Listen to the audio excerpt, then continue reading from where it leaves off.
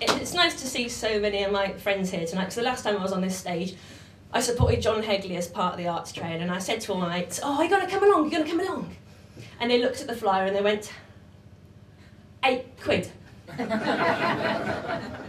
I went, "Yeah, mate, that's how much you have to pay to come and see me." They were like, "Angie, I saw you in the Oxford last week, didn't have to pay to see you then."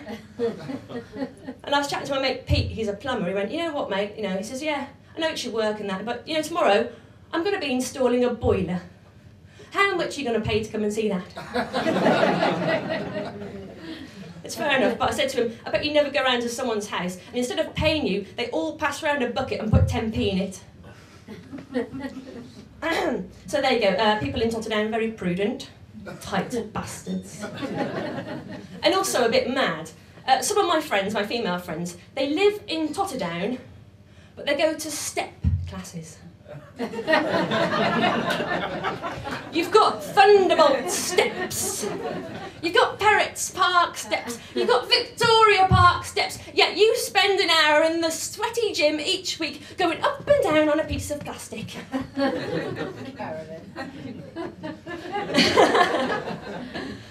I do love being in Bristol. I recently had an article in the Evening Post. It's great. Read it for days. Sent a copy to Michael McIntyre. Dropped off a few copies in the waiting room of the doctor's surgery, open on my page. And I recently had to go to the doctor's because I had to have an IUD inserted. For anyone who doesn't know what an IUD is, it's a contraceptive coil. It's very different from an IED. That would be a completely different set. Hello, I'm Angie Belcher. So anyway, I'm on my back, well, my legs are akimbo. The doctor turns to me and she says, "I'm very sorry, Angie, but I have to ask a nurse to come in to be present for this procedure." And I was like, no, I really don't want anyone else in the room. I'm fine, honestly, don't, please. And she went, "It's policy." Off she trots. She comes back. She says, "We're a bit understaffed today, so I've brought an admin assistant with me, Enid." Anyway, Enid's really overly excited. She's going to get 10 minutes away from her keyboard. She launches herself at me, looks down, grabs my hand and goes, "All right, you're Angie Belcher. I saw your article." I went, yeah. She went, "Tell us a joke." I was like, "What? I don't think this is the right time. I'm about to have a mechanical device inserted into my cervix." I went, no, I don't think it's the right time. She just go, "Come on, all right, it'll help with the pain. Come on, tell us a joke." I went, "All right then." I said, "How many people does it take to insert an IUD?" She went, "I don't know. How many people does it take to insert an IUD?" I said, "1!"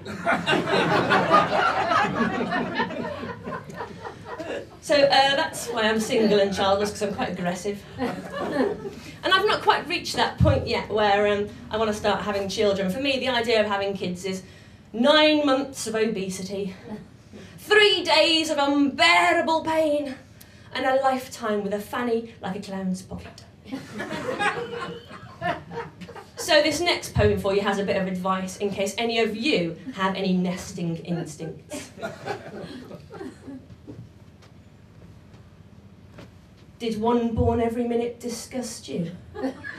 Are you not ready for that kind of pain? Too busy to nappy change or potty train? Do children give you a headache? Do their noisy assertions make you want to cry? Is your career too important to be fucked up? Do doctors poking about in your pants horrify? Too clumsy to control a buggy? Too vain to have something hanging off your breasts? Too confused by catchment areas and SATs tests? Have you too much integrity to pretend to be Catholic to get into the right school? Feel inadequate at parents' evenings and hate that weird smell of sawdust, bleach and gruel? Does weaning sound like hell? Does the sight of an early learning centre drive you to kill? Not quite ready for children, but want something soft and cute to love? Have a massive gaping hole in your life and you're not allergic to fluff? You know what you should do? Buy a dog. They don't need organic chickpea mash, some leftovers and a half-eaten tennis ball will do. They go to bed when you tell them, you just need a plastic bag for their poo.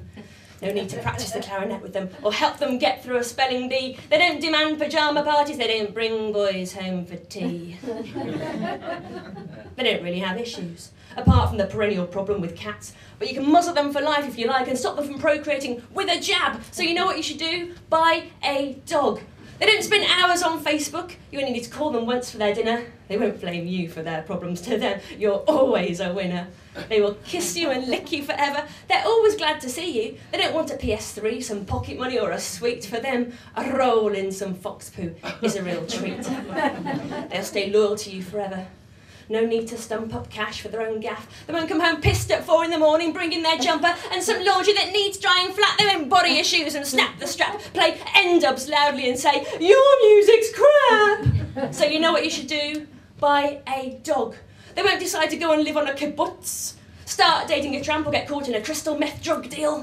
They'll stay right by your side in the pub. All you have to say is, heel. No need to pay for a wedding. No, they might sniff the bum of a spaniel or two, but they won't come home with something to tell you. They won't decide to first base a thug, won't push you away when you go in for a hug, won't have a midlife crisis and threaten to put you in a home. They don't criticise your boyfriend choices or interrupt you when you're on the phone. They don't want you to look after their children for the weekend because they're going on a mini break to Athens with the girls on EasyJet. They don't want to move back in because the boiler's getting fixed or pop in to borrow a screwdriver set. So you know what you should do? Buy a dog.